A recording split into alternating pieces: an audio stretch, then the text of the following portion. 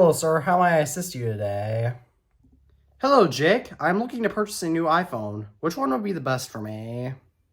Do you want the powerful Apple Intelligence that lets you do so much more? Will Apple Intelligence fix the bugs I've had for the latest update?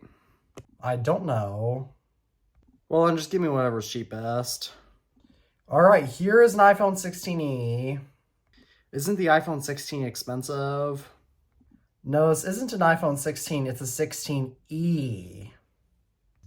How much storage does the cheapest iPhone 16e contain?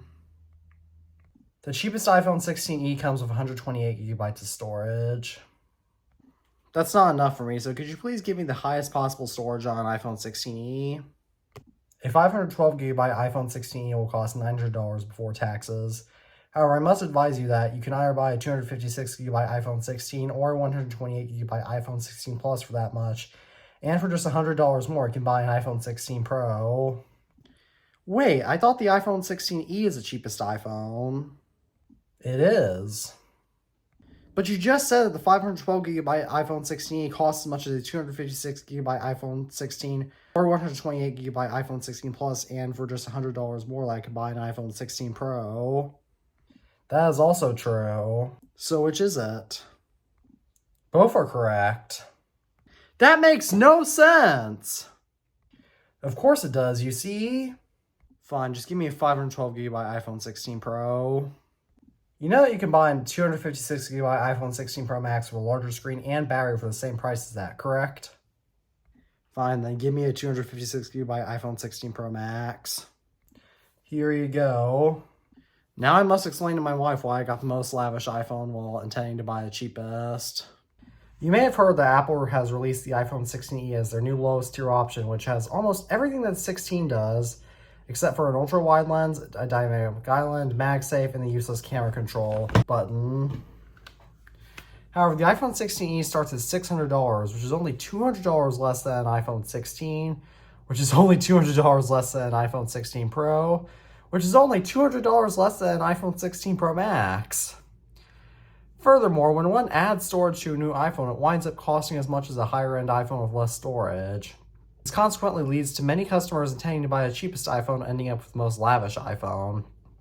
Whilst I comprehend Apple's killer business strategy for the lineup of iPhones, this leads to three key shortcomings. The first key shortcoming is that there's always one iPhone in Apple's lineup that annually it sells far worse than the others. In the case of the iPhone 16 lineup, the iPhone 16 Plus is the worst selling iPhone out of its lineup. Likewise, the iPhone 14 Plus and 15 Plus were also the worst selling iPhones out of their lineups. Whilst the iPhone 16 Plus is supposed to offer a bigger screen on an iPhone for cheaper than an iPhone 16 Pro Max, the iPhone 16 Plus is only $100 cheaper than an iPhone 16 Pro. Especially because the iPhone 16 Pro has a 6.3-inch display, which is already expansive, the iPhone 16 Plus always receives the short end of the stick in terms of sales. The second key shortcoming is that Apple is offering too many options in the iPhone lineup, which makes each iPhone compete against each other for sales.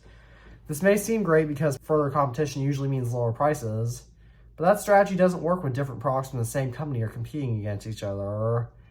Furthermore, the iPhone lineup is too confusing for many average Joes to comprehend. The third key shortcoming is that many customers resort to purchasing the most expensive iPhone in the lineup because the iPhones are priced so closely together. Whilst that may seem to generate a grand revenue for Apple, this leads to decreased sales in other models of the iPhone lineup, which winds up harming Apple's revenue. Additionally, this practice screws over customers by hundreds of dollars when people intend to buy the cheapest iPhone but purchase the most expensive one. Obviously, screwing over customers is an easy way for a business to fail. So what's the solution to Apple's confusing iPhone lineup? In my opinion, Apple should sell iPhones like they did back under Steve Jobs' reign. Have the most expensive iPhone be the only new model and sell older models for cheaper. This will make Apple far more appealing to customers and will restore one of their core values of simple technology. But do you think that Apple offers too many iPhones? Please comment that down below.